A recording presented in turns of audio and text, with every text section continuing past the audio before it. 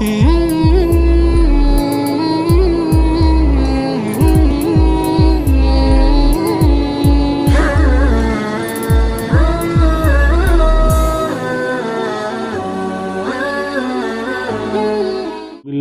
الشیطان الرجیم بسم اللہ الرحمن الرحیم ألم يأتكم نبأ الذين من قبلكم قوم نوح وعاد وثمود والذين من بعدهم لا يعلمهم إلا الله جاءتهم رسلهم بالبينات فردوا أيديهم في أفواههم وقالوا إنا كفرنا بما أرسلتم به وَإِنَّا لَفِي شَكٍّ مِّمَّا تَدْعُونَنَا إِلَيْهِ مُرِيبٍ صدق اللہ العظیم۔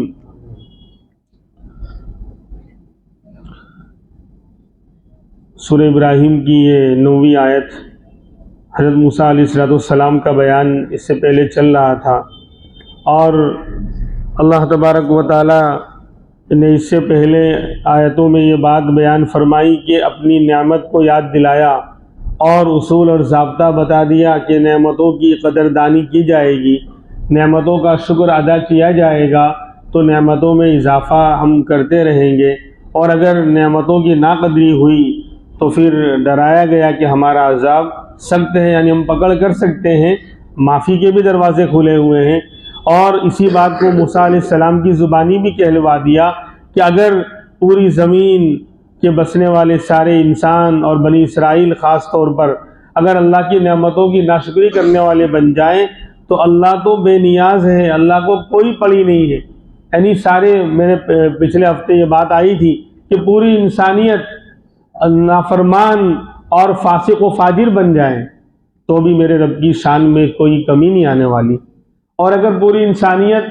اللہ کی فرما بردار بن جائے، اتقا، سب سے زیادہ متقی اور پرہیزگار بن جائیں تو میرے رب کی شان میں کوئی اضافہ ہونے والا نہیں ہے۔ تو اسی کو اب یاد دلایا جا رہا ہے کہ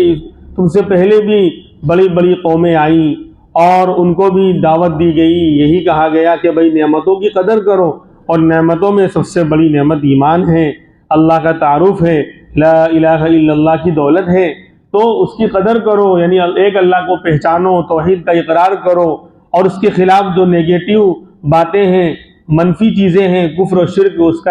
اس کو چھوڑو، اس سے دور رہو۔ یہی بات اب یاد دلائی جا رہی ہے کہ یہ دعوت سارے انبیاء کی رہی۔ دین اسی کو کہا جاتا ہے کہ دین میں 3 باتیں ہوتی ہیں، توحید، رسالت اور آخرت، تو سارے نبیوں کا دین ایک ہی رہا، سیدنا آدم علیہ السلام سے لے کر امام الانبیاء محمد الرسول اللہ صلی اللہ علیہ وسلم تک 1.25 لاکھ کم و بیش انبیاء علیہ السلام تشریف لائے، تو دین سب کا ایک تھا۔ شریعتیں الگ ہو سکتی ہیں اور ملت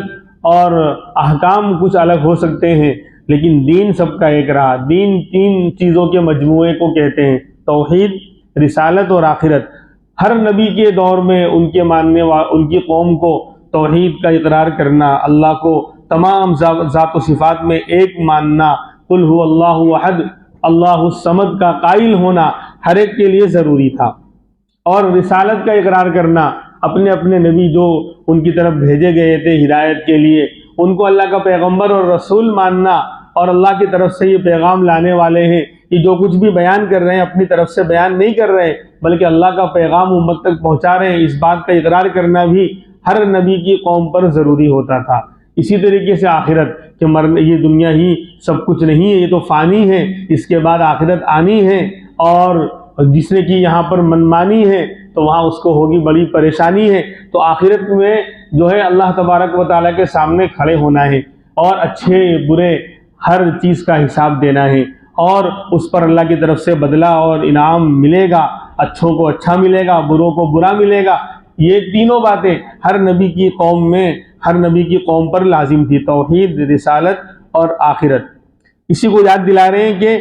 الم یاتکم، کیا تمہارے پاس نہیں آئی، نبأ الذین من قبلکم، تم سے پہلے لوگوں کی خبریں، ان کے واقعات نہیں آئے؟ کون تم سے پہلے؟ قوم نوح وعاد وثمود،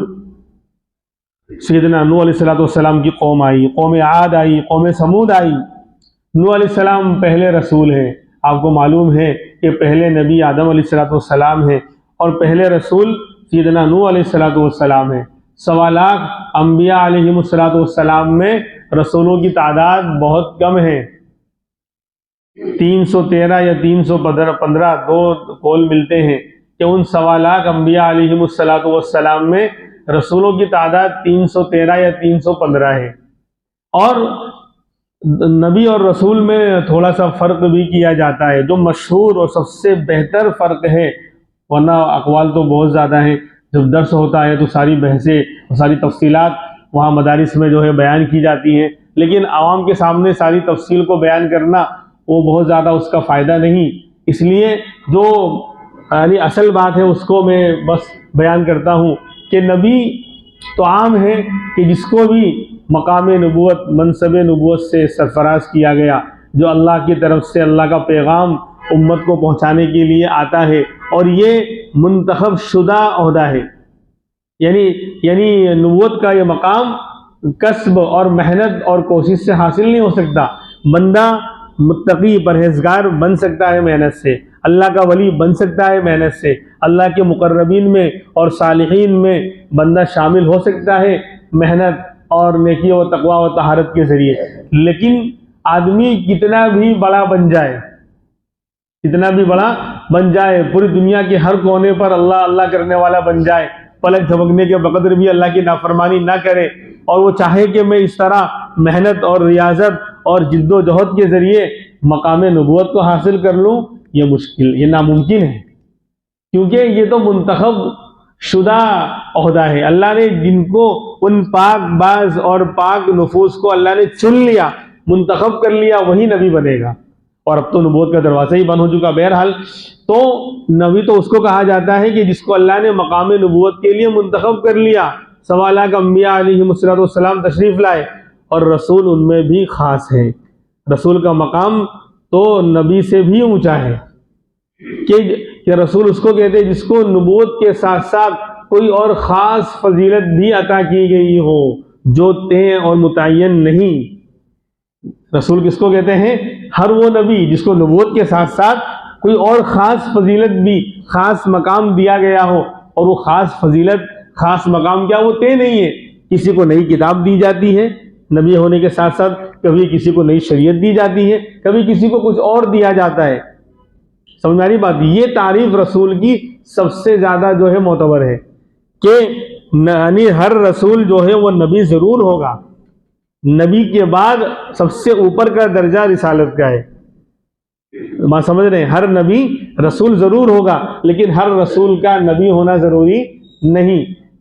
اس کو میں مثال دیتا ہوں کہ ہر مفتی عالم ضرور ہوگا، لیکن ہر عالم کا مفتی ہونا ضروری نہیں، کیونکہ مفتی کا مقام عالم سے اوپر ہے۔ یہ کورس اور یہ جو ہے فضیلت یہ عالم بننے کے بعد حاصل کی جاتی ہے۔ ایسے ہی رسالت کا مقام نبوت کے بعد ہے، تو اسی لیے 1.25 لاکھ انبیاء علیہ السلام میں صرف 313 یا 315 رسول ہوئے۔ بہرحال تو فرماتے ہیں کہ کیا تمہارے پاس تم سے پہلے لوگوں کی خبریں، یعنی قوم نوح، عاد اور سمود کی خبریں نہیں آئیں، اور وہ لوگ جو ان کے بعد ہوئے، ان کے بعد بھی بہت سی قومیں آئیں، لا یعلمہم الا اللہ، جن کو اللہ کے علاوہ کوئی نہیں جانتا۔ یعنی دنیا کے ہر چپے میں، گوشے میں، جہاں جہاں بھی انسانیت آباد تھی، اب تو ہمارے نبی کا مقام تو سب سے الگ ہے کہ آپ کو تو پورے عالم کے لیے اور قیامت تک کے لیے عالمی نبی، اور سارے عالم اور سارے جہاں کے لیے آپ کو نبی بنا کر بھیجا گیا۔ کوئی خاص علاقہ، خاص شہر، خاص ملک کے لیے آپ تشریف نہیں لائے، لیکن آپ سے پہلے جو انبیاء ہوتے رہے ان کا یہ معاملہ ایسا نہیں رہا، کسی کو کوئی خاص شہر کے لیے، کوئی خاص بستی کے لیے، خاص گاؤں اور آبادی کے لیے، بلکہ جب ایسا معاملہ تھا تو ایک ایک وقت میں سینکڑوں انبیاء آتے رہے، الگ الگ علاقے، الگ الگ بستی کے لیے۔ تو اسی لیے اللہ کہہ رہے ہیں کہ قوم عاد کی خبریں بھی آئیں، قوم سمود کی بھی آئی، قوم نوح کی، ان کے واقعات تو قرآن کریم میں جگہ جگہ بیان کیے گئے، لیکن آگے کہہ رہے ہیں والذین من بعدہم، اور ان لوگوں کی بھی خبریں جو ان کے بعد آئیں، اور قومیں اور بھی ہیں جو ان کے بعد آئیں جن کو اللہ کے علاوہ کوئی نہیں جانتا۔ یعنی اللہ نے بتا دیا کہ اور بھی قومیں آئیں۔ قرآن میں جن قوموں کا تذکرہ ہے صرف وہی قومیں دنیا میں نہیں آئی، بلکہ اس کے علاوہ کیونکہ 15 20 25 انبیاء کا تذکرہ، ان کی قوموں کا تذکرہ، بلکہ قوموں کا تو پھر بھی کم ہے، بہت کم تذکرہ قرآن کریم میں قوموں کا ہے، باقی اس کے علاوہ 1.25 لاکھ انبیاء آئے، تو ظاہر سی بات ہے کہ ہر قوم ہر اپنی اپنی بستی کے لیے آئے ہوں گے، تو ان کی قوموں کا تذکرہ قرآن نے بیان نہیں کیا۔ تو فرما رہے ہیں کہ سب کے واقعات میں آپ غور کریں گے، یہی ملے گا، جو لا الہ الا اللہ کی طاقت کو تسلیم کر لیتا تھا وہ کامیاب ہو جاتا تھا۔ ہاں، یہ ہر زمانے میں رہا معاملہ۔ الم تر کیف فعل ربک بعاد ارم ذات العماد التي لم يخلق مثلها في البلاد۔ سورہ فجر کے اندر اللہ تبارک و تعالیٰ نے یہ منظر بیان کر دیا کہ ہر زمانے میں اللہ تبارک و تعالیٰ کا پیغام توحید کا تھا۔ حضرت موسیٰ کو بھیجا تو بھی لا الہ الا اللہ کی دعوت لے کر، عیسیٰ علیہ السلام کو بھیجا تو بھی لا الہ الا اللہ کی دعوت لے کر، حضرت ہود علیہ السلام کو قوم عاد کی طرف بھیجا تو بھی لا الہ الا اللہ کا پیغام لے کر، حضرت صالح علیہ السلام کو بھیجا قوم سمود کی طرف تو بھی لا الہ الا اللہ کا پیغام لے کر، یعنی جاؤ اور لا الہ الا اللہ، یعنی میری طاقت کو تسلیم کرواؤ، میری طاقت ان کے سامنے بیان کرو۔ کیونکہ سامنے جو قومیں ہوتی تھی ہر نبی کی وہ الگ الگ ہوتی تھی، کوئی جسم کے اعتبار سے بڑے طاقتور بڑے مضبوط ہوتے تھے۔ قوم عاد کے بارے میں کہ وہ کیا کرتے تھے کہ درختوں کو ہاتھوں سے اکھاڑتے تھے، اور لمبے چوڑے جیسے کہ کھجور کے تنے ہوتے ہیں 60 گز لمبے، آج کے تو 6 یعنی 10 گنا بڑے ہم سے ہوتے تھے، وہ جیسے لمبے چوڑے، تو ان کو اپنی طاقت پر گھمنڈ آ گیا۔ لا الہ الا اللہ کی طاقت لے کر آئے، حضرت ہود علیہ السلام دعوت دی کہ لا الہ الا اللہ کو مان لو کامیاب ہو جاؤ گے، تو ان کو اپنی طاقت کا گھمنڈ آ گیا کہ ہم دیگرے نیس، بلکہ کہتے ہیں ڈنگرے نیس، میرے جیسا کوئی جانور نہیں ہے، ڈنگر جانور کو بولتے ہیں۔ خیر،